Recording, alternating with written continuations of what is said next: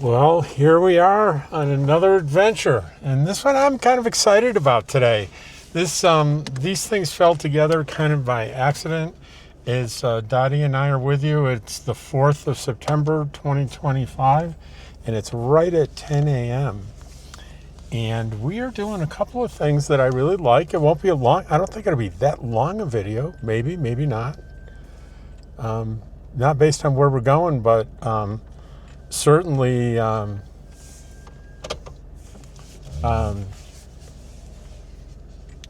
don't have to do it how much I have to say. But there's two separate things. The first thing is coming up really pretty quick here, is that one of my favorite shows is Longmire. And if you're familiar, if you're not a Longmire fan, this will be boring to you. I'm sorry, but if you're a Longmire fan, you're gonna love this, because there was actually a scene shot here in Eagle Nest that I'm gonna show you the scene, and I'm gonna show you the lineup, everything, with a screenshot from the show. And it was the first episode of season 2, where Walt and Vic are transporting a prisoner and meeting, I think it's U.S. Marshals or something, to transfer the prisoner. And they meet at a cafe, in the parking lot of the cafe. And what happens is the prisoner escapes, and there's people killed, and there's a big manhunt. But this is where it was shot, right here in Eagle Nest. The restaurant's still there. It's not open, but it's still definitely there. And we're going to go take a look at it real quick here. And then we are going to head up to a little community outside Eagle Nest called Idlewild. And Idlewild was a community that kind of sprang up, I think around the same time Eagle Nest was formed, because the mining operations here in this area, like around Elizabethtown, kind of petered out around the turn of the century. And then someone thought, there's still gold in them there hills. So they went with that, and they created the Yukon gold mine. And one of the artifacts from there is right here at the museum, is the blacksmith shop. And I think I know which building it is. I'm just going to pull in here real quick and show you that.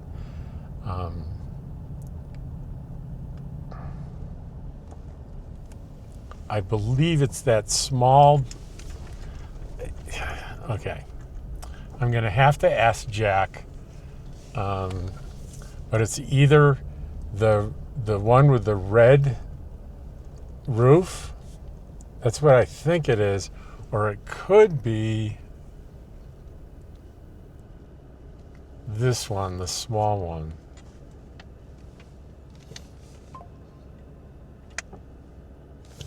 I will ask Jack before I do the video, and I'll tell you on the screen. Whichever one it is, and you'll know by the time you're seeing this which one it was relocated over here after the mine shut down. There was gold in the Yukon mine up there near Idlewild, but it turned out, in order to extract the precious metals out of the rock, it needed to be smelted, and it turns out the cost of transporting the ore and smelting it was going to be more than it was worth, so the mine shut down, sadly. But the community up there called Idlewild remains as a primarily summer community. I think there's some year-round people there, but it's rustic old cabins.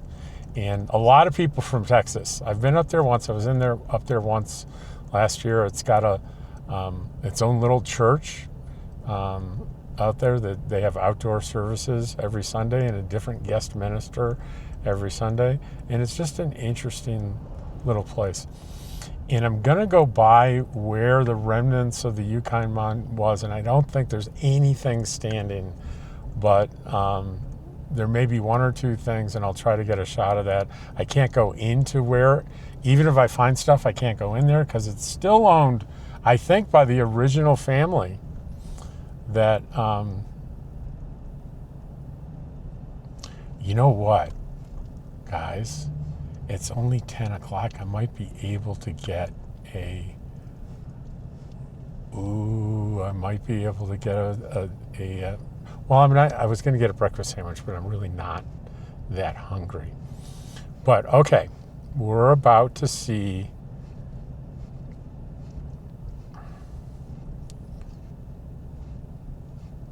the filming site, and it is here, right here. Folks, this is it, right there where it says Cowboy Café.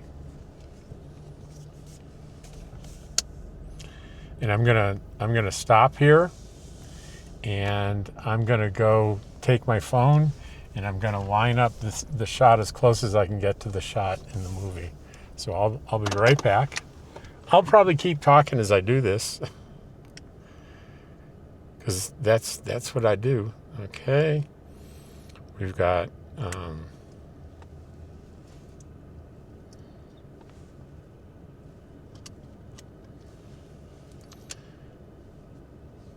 I think I can do this pretty good, so I'll be right back.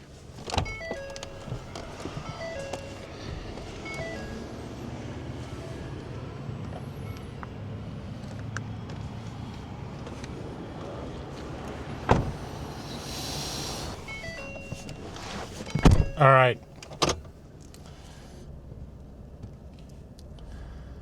I think I got a good enough shot. It's not perfect. It's a lot hard. I see other guys like I love watching Adam the Woo. He does this stuff all the time and it looks easy. It's not easy to do. But I decided I'm going to go in here and get that sandwich because I got to buy I'm sorry, I'm getting hooked. I got to buy another lottery ticket. It's up to $1.7 billion. Holy crap. I'll be right back.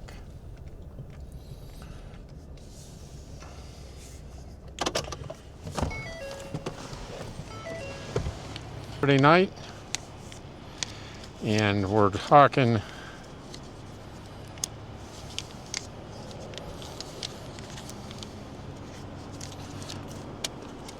$1.7 billion. $1.7 billion, Dottie. What do you think of that?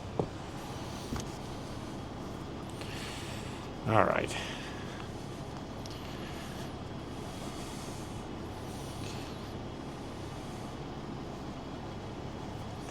You all know what I'll do with the money, right? If you watch my other video. A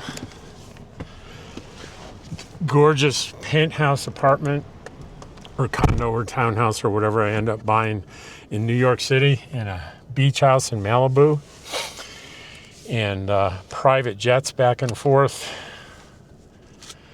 for me and my Dottie dog. And George. I won't forget George. Private jet. Only the reason I do a private jet is for Dottie. Let's get the...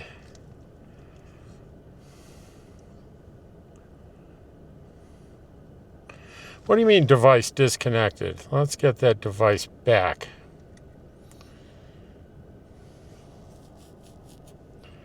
Join. And we're still recording, so we're going to do Google Maps,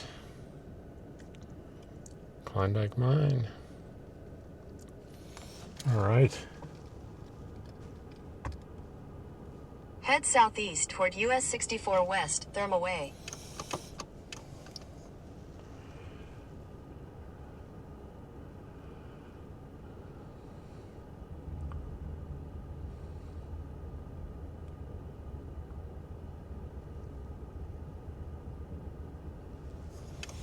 All right, we're going to recenter that.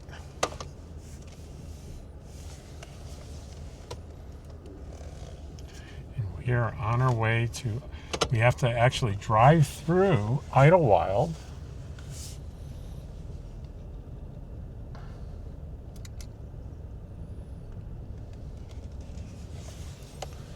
To get to Head northwest toward New Mexico 38 East.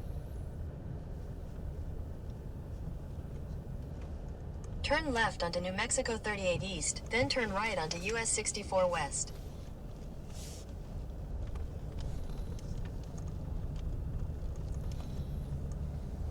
Turn right onto US 64 West, then turn right onto New Mexico 127. And the road to get up there is near the Golden Eagle RV Resort. Now, there's public access here into Idlewild, but you don't want to get out and go onto anyone's property. That's private property. And you can drive, as I understand it, you can drive by on a public access road to see the mine, but don't go out and try walking up to it because that is private property, whether it's posted or not. I don't want my Turn videos right onto New Mexico 127. to lead people to places that are going to disturb local folk. It's the last thing I want. Continue on New Mexico 127 for 2 miles. And I want to show you the, it'll keep warm in here, this amazing biscuit that this lady makes at Rocky's Market. Check that out. Isn't that scrumptious looking? I'm not going to eat it because, for some reason, I don't understand it, but I don't want to dredge up problems with people on YouTube. But while everyone would be happy to sit with me in a restaurant and have a conversation while we're eating breakfast, if I eat something on camera, people get offended and say pretty nasty things, which kind of blows my mind. What do you care? So I'm going to save it. Stay warm there because this isn't going to take all that long to get up here. And I can't remember how I found Idlewild the first time. I'm thinking maybe it was by accident. That could be. I don't remember. But I remember being pretty fascinated by it. And at the time, I didn't know this is where the Klondike mine was. Now, the original plan for the Klondike mine was to move all the structures to the museum where I work on Saturdays. And they did move the blacksmith shop, but they ended up not moving anything else. I guess it got to be too dangerous and they just ended up just tearing it all down. And I guess it wasn't in any kind of shape to be reconstructed, or even if it was, it would be too costly to do that. Whoa, whoa, whoa, whoa, whoa, whoa. Tighten that down, Robert. And I think we temporarily lost Dottie for a little while because she kind of likes being towards the front of the seat, and that's hard to catch. That's hard to catch, isn't it, Dottie? A little bit. And I've got the wide angle lens going, so you can see about half my face and half Dottie's face in the little corner there.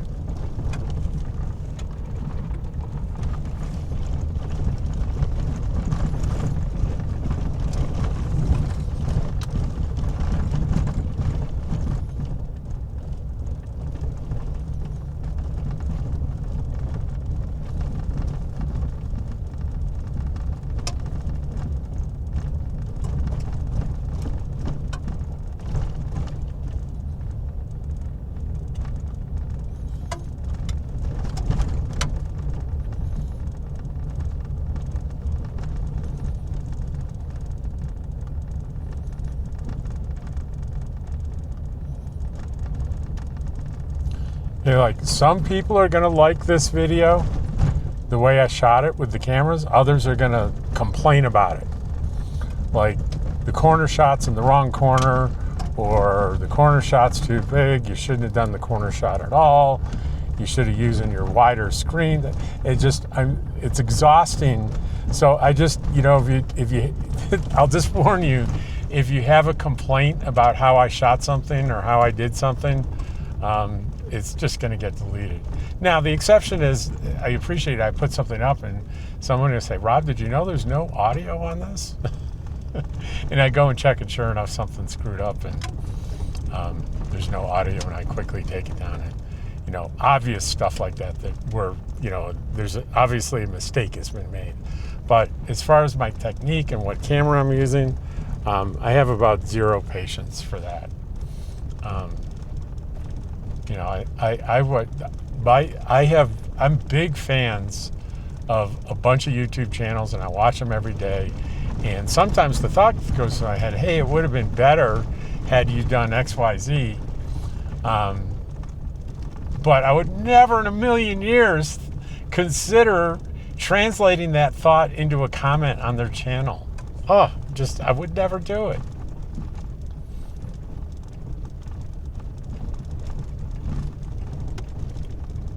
There's an old structure on the left here. I've always wondered what that was down here. It's pretty old. It's got to be, you know, 1920 or so when the mine was put in here. But we're a couple miles from the mine still.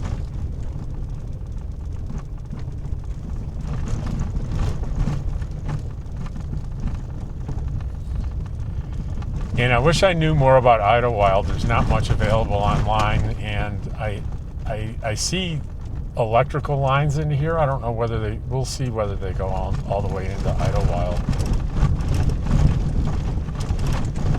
I'm pretty sure there's electricity, but I don't know what people do about water and septic. I just, maybe wells or something. I just don't know. I don't know enough about it. There are almost always property or two for sale in here, and like I said, most people use this community for staying in the summer. And for all my observation, it seems to be a very nice, pretty tightly knit community. So it's a good thing to have your summer place up here, bring your family up here.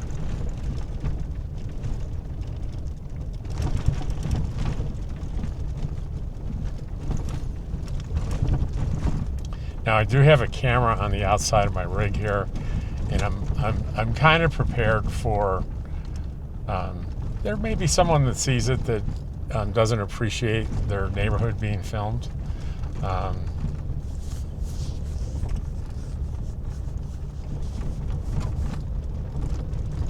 I get that, but not a single person.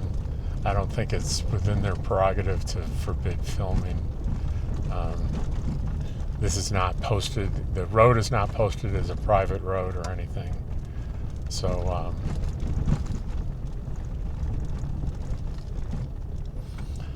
for some reason it's extreme fire danger, and in 600 feet, turn left onto Road 3.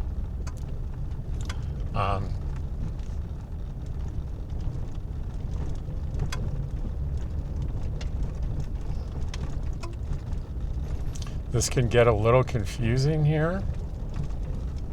And turn left onto Road 3, then turn right onto Road 4. I think I make a left up here, and I think there's extreme fire danger, it says, so I hadn't seen that in a while.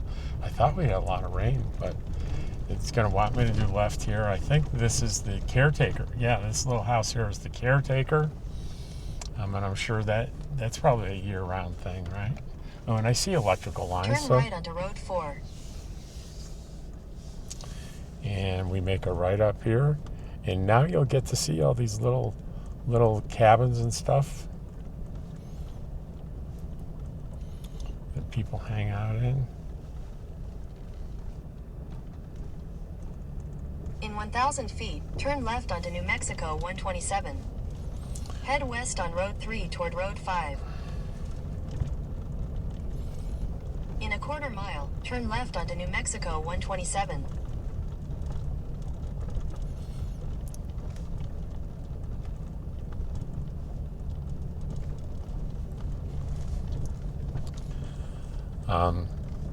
The directions aren't jiving very well with what I'm seeing on the map, but we'll trust it. And the roads, this may be, this going up this incline may be a little bit of a challenge, but I could see it was washed out fairly recently, but it looks okay to go over at this point. That's not a washout, that's rock.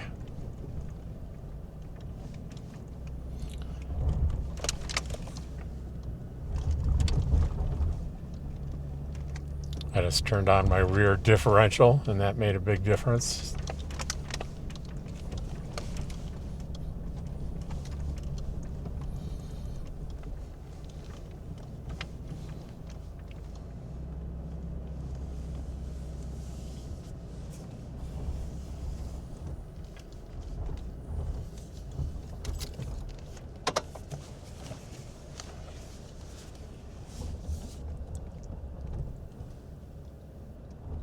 Head north on Road 5 toward New Mexico 127.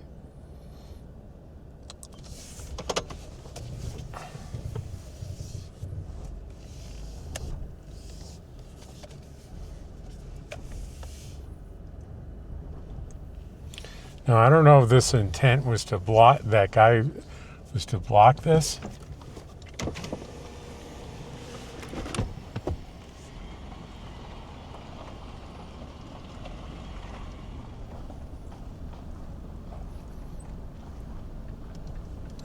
But there is a gate up here, but the gate was In open. 600 feet, turn left onto New Mexico 127.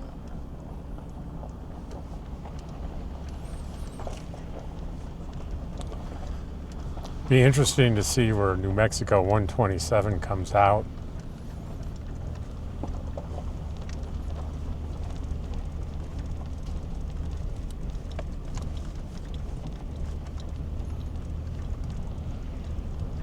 Turn left onto New Mexico 127.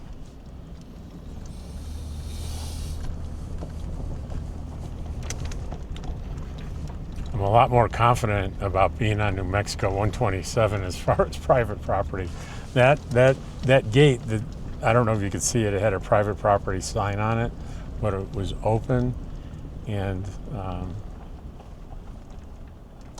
this looks like this is definitely New Mexico 127. Continue on New Mexico 127 for 3/4 of a mile.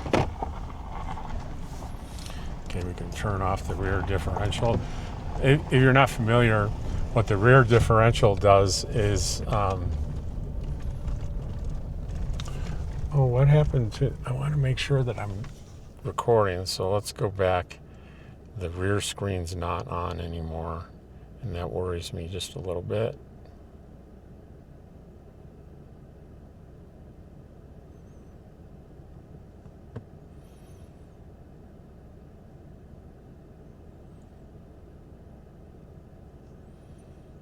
No, it's still going.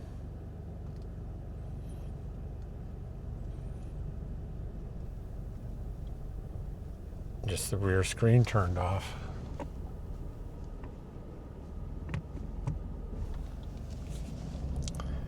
And we've got less than a mile to go.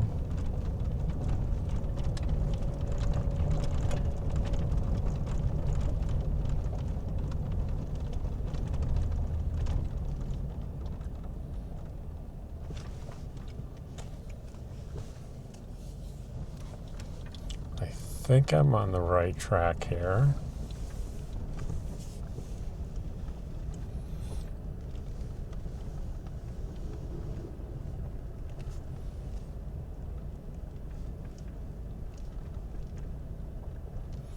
Yeah, I'm still on the right track. It's about 0.7 miles away.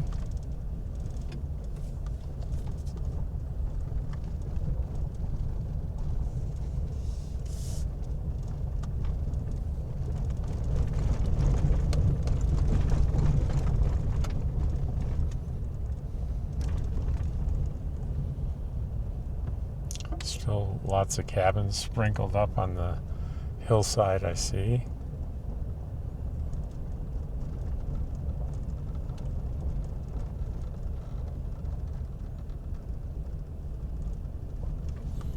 Now there's a road that said private road for resident use only, no trespassing. So we know not to go down that road.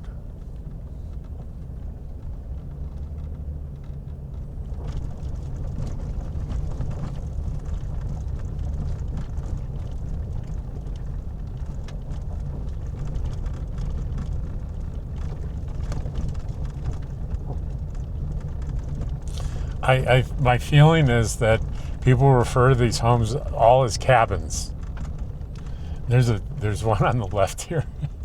You probably can't see it on camera through the trees, but it's a huge home. It's way beyond any definition of a cabin. It's gorgeous with huge windows and 3 or 4 stories. It's gorgeous. About a half a mile.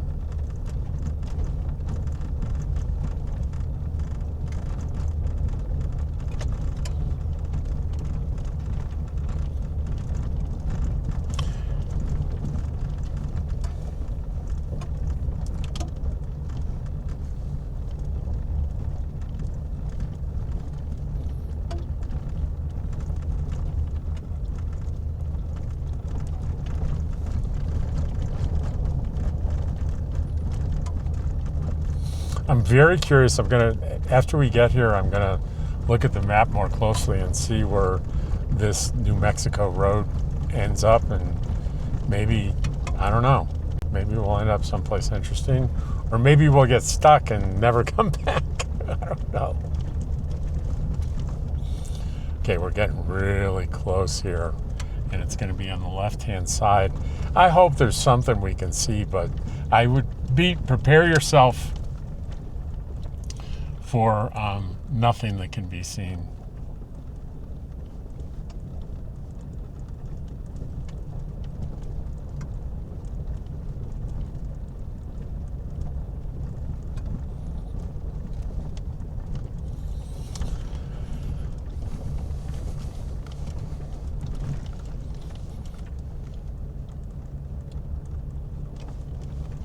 In 600 feet, you will arrive at your destination.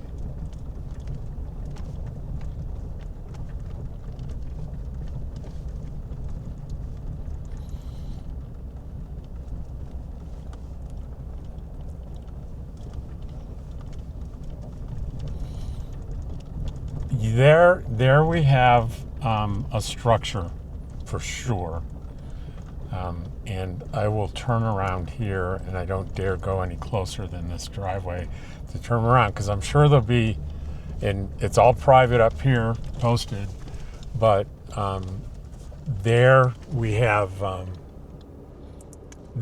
picture.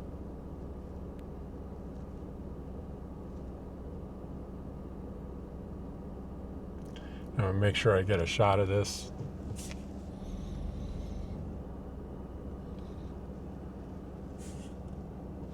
And right in the center of the camera, you can see that that's part of the mine, and you can see all the diggings behind it. So that is the remnants of the mine. And this is on their property, so we're gonna back out of here, and we're gonna go back. We're gonna go back the way we came. So that is the famous Klondike mine.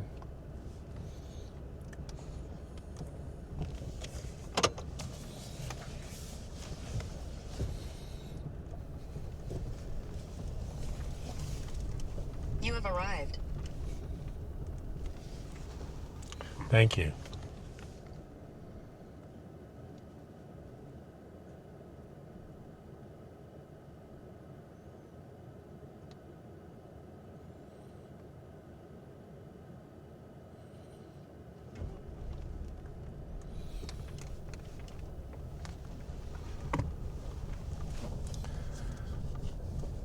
So and that looks like that's where this road ends.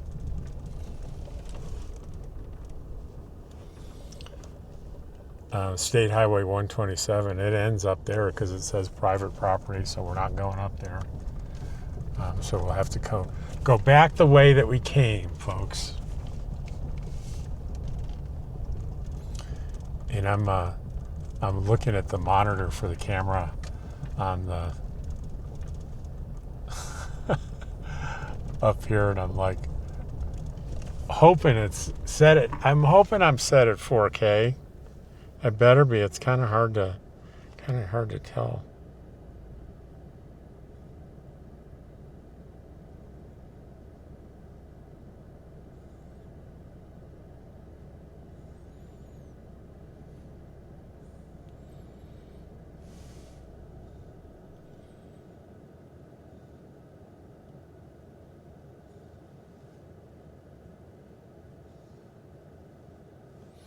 Well, I guess if it's not 4K, you're going to have to live with 1080p. I wish I double checked that, but I'm pretty sure I had it permanently set on 4K.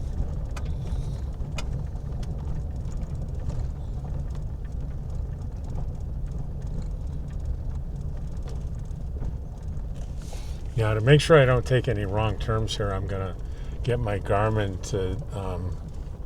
to take us back to Eagle Nest. I don't want to make wrong turns and disturb anyone's peace up here. And we'll get to see some, some additional cabins and things or angles that we didn't see coming up, so that's pretty good. Wouldn't it be something to be part of this community and spend a summer up here? It's been a tradition for a lot of families, a lot from Texas, because I when I was here before, I saw nothing but Texas, state of Texas flags. But multi-generations of people have been down here, and I'm sure it's an extreme pleasure to spend summers here outside Eagle Nest in this beautiful little community.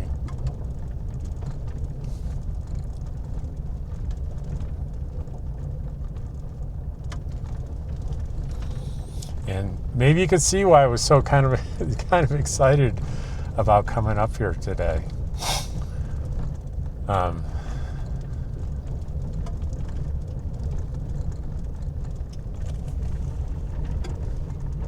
You can barely see Dottie, I know.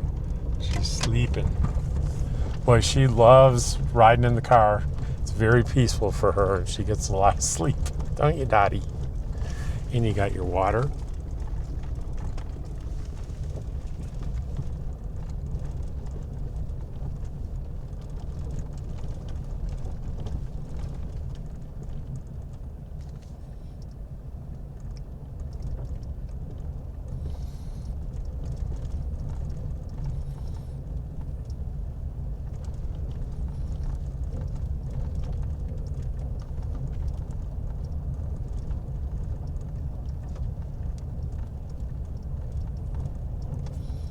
So I sure hope this front-mounted camera is set up for 4K, because if it is, it'll just, on a big screen, this will be a beautiful little drive for you.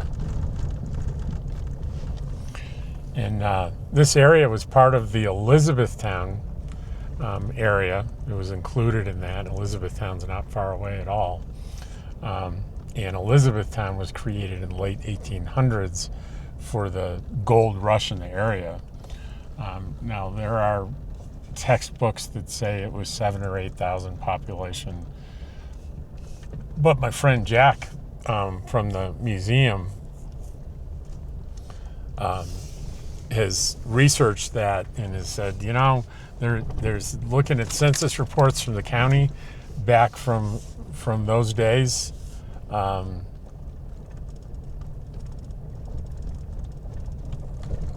It's highly unlikely that it was anything close to that. And although there's remnants of Elizabethtown out there, which I've shown you in prior videos, nothing that indicates that kind of population. Maybe 1,000 on the onset, but still, for that time, this area, it was kind of a big deal.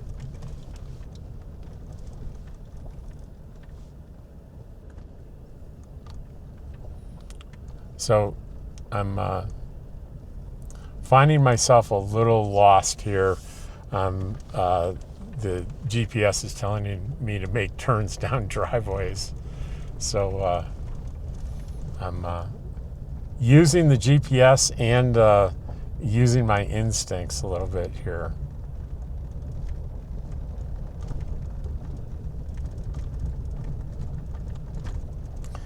It's saying to go here, but to me this looks like a driveway, but maybe not.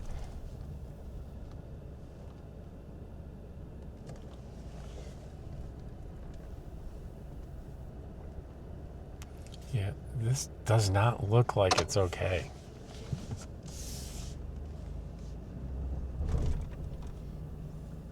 I'm gonna stay. I wish you could see the GPS giving me orders that seem ill-advised, but down here looks like more of a main road to get out of here.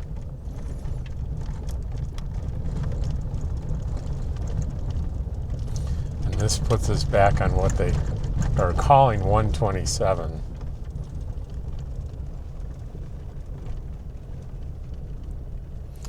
And this just seems a lot more public. But wandering around, it's getting, you can see more and more of this place. This looks like a for sale sign here.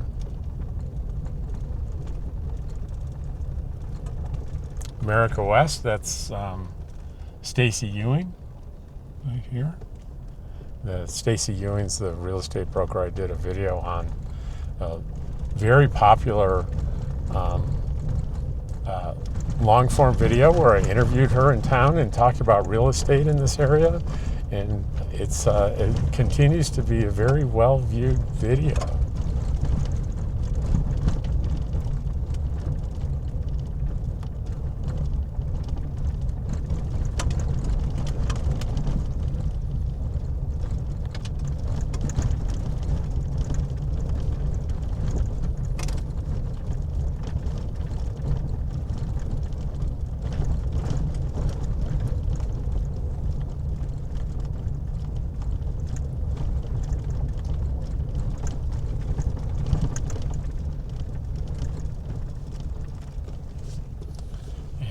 This seems like, now that I'm looking at the map, this seems to be a smart way out of here, folks. I think we're well on our way, and I think we've got a pretty straight shot back to Eagle Nest. And I would end it here, except for the idea that this is still, I think, an interesting drive, and I've got that camera on the hood there, and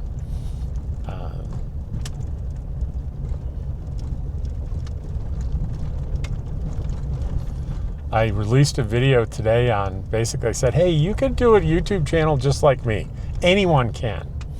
And it hasn't, so far it's not been all that popular. I'm a little disappointed in that, because I want people to experience kind of the freedom and joy that I experience putting my stuff out there on YouTube every day.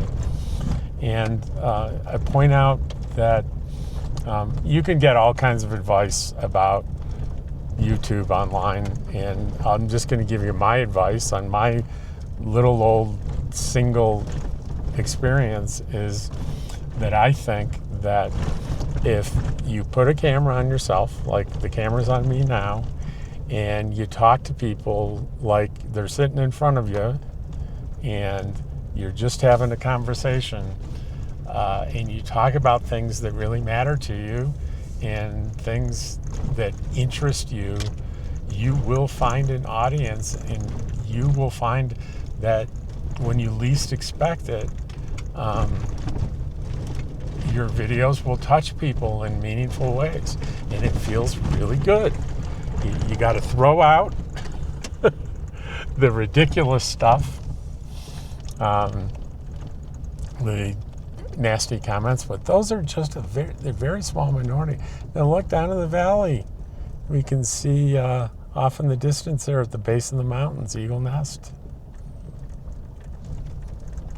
Almost 1.7 miles off in the distance there. Those with you with those big 70, 80, 90 inch high definition TVs know you can see what I'm talking about. If you're watching this on your phone, it may be hard to see that, but it sure is obvious when you're sitting here looking at it. A lot of people feel like they're sharing that seat with Dottie on these trips and going along with me, and we're just two friends having a conversation. So I don't do scripts.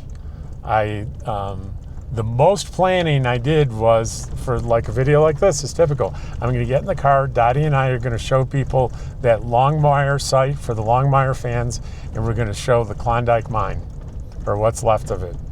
And other than that, I don't have any plan. No script, no nothing. So there are things that I do that hold my channel back from being popular. I understand that. And if I were a young person doing this for a living, I wouldn't do those things, but I'm not doing this for a living. So I do what's comfortable and what feels okay and feels right for me. And if that slows the growth of the channel down, then so be it.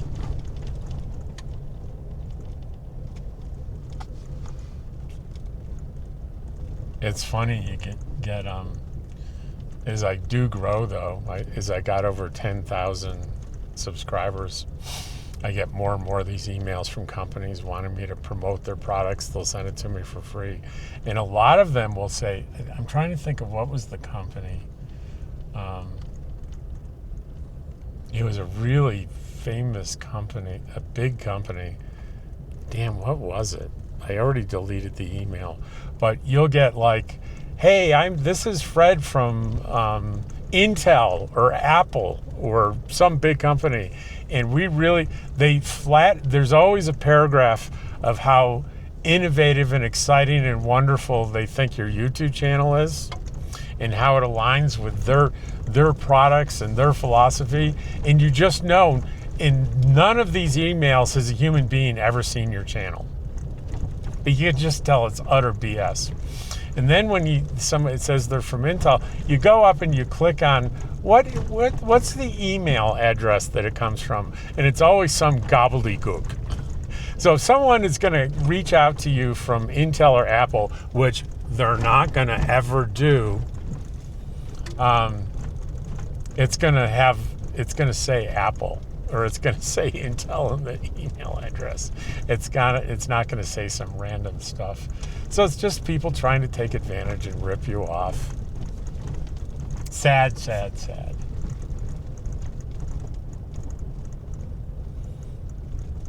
I believe nothing of emails that are sent to me. I believe nothing that's said.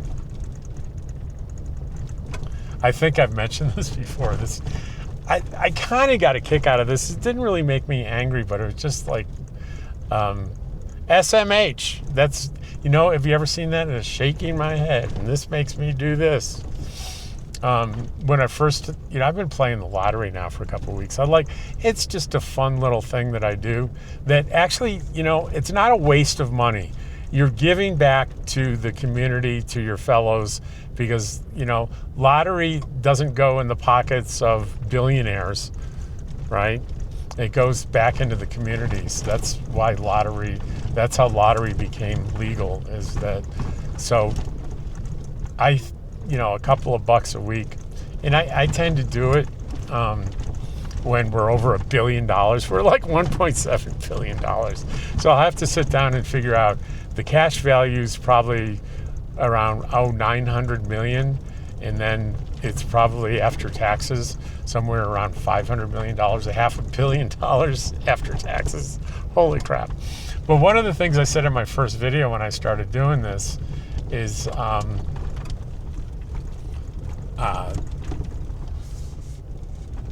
think I even mentioned it here, didn't I, when I bought the ticket? I want to buy a place in New York City and a place in well, it's not technically LA, but it's LA County, Malibu. And people got nasty and angry about that. Like that's some kind of political statement. Come on, get a grip. Get a grip and get a life is what I say. Last I checked, New York City and Los Angeles were part of the United States of America. And even if they weren't, what if I said I want to buy a mansion in Mexico City and another one in, Paris? Does that make me a bad person or anti-American or something? Come on, wake up.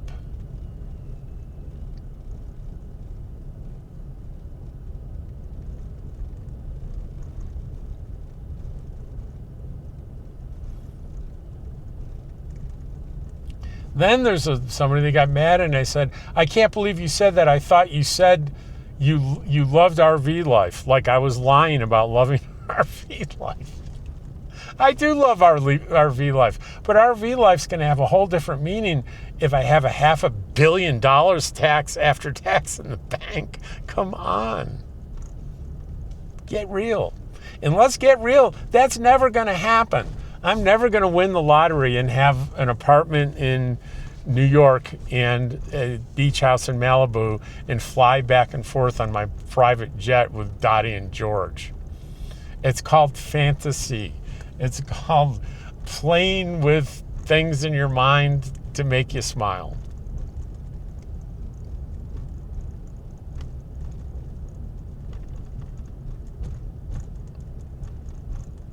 Would I still do no one asked the question, I'm surprised, would you still do your YouTube channel? I don't think so. I would probably be way too busy. If you want to go out of fantasy world and think practical, then the answer is no, because having that kind of money, there would be a great deal of responsibility that goes with it. And I would probably be more dug into those responsibilities than I probably ever wanted to. And there would probably be moments of misery because of that money.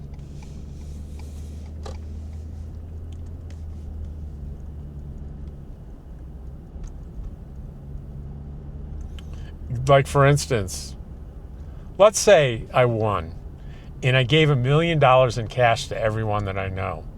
How many would be pissed at that and say, you won $500 million and you cheapskate, all you're doing is giving me $1 million?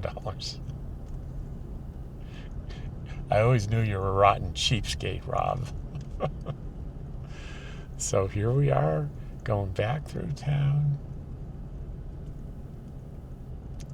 And look, the Angel's Attic is packed because this is the day where all the new merchandise for the week comes out. So people rush in at opening at 10 o'clock to see what they can grab.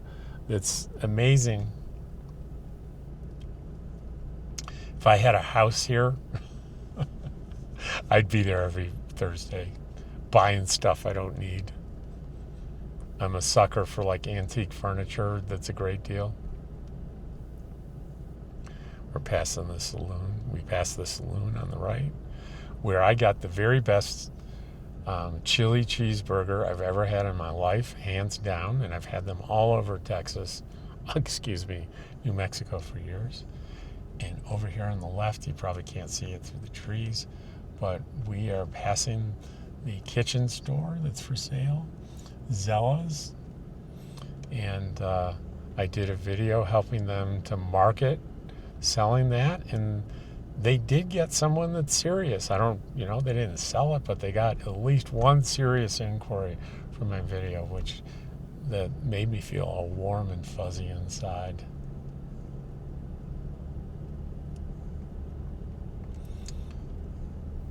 I see this video is stretching out towards an hour, but it's not going to be an hour because I'm going to go in there. They're like when I was going in and getting the sandwich and stuff and taking the picture of the parking lot for the scene from Longmire.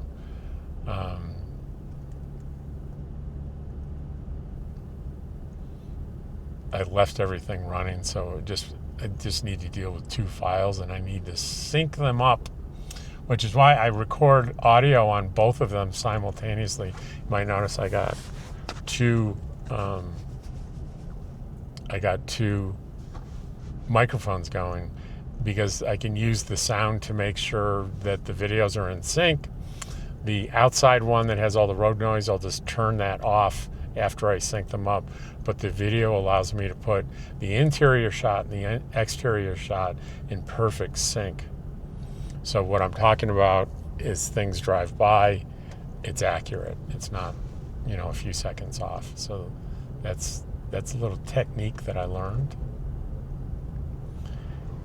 And here we are coming back home to the... So it's 45 and I'm doing 35, and that guy did not like that at all. He roared past me. That's okay.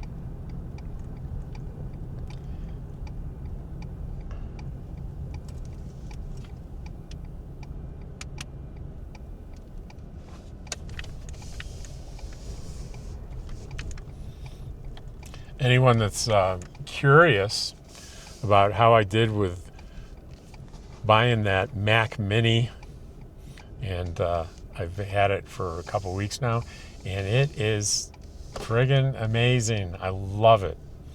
It's rendering videos. I had a 50-minute video that it rendered in less than 30 minutes, which is great. I did a little gaming on it, and that was pretty amazing. I'm not a big gamer, so that doesn't matter so much. And I did buy Final Cut Pro, which, it's optimized for Apple, and it's perfect. It's $300. And I tried learning that thing for a couple of weeks, and I just this is just too complicated, too much for me. I like CapCut, the one I've been using. Oh, the people in the honeymoon spot are gone. Wow. They left. The honeymoon spot is the spot to the left there that looks out over the lake, and probably the site closest to me. They're gone. They left. They had 2 husky dogs that just as chill, more chill than Dottie. I mean, a pack of dogs could walk up to them and while they're sitting outside, and they'd barely look up, and they certainly would not bark.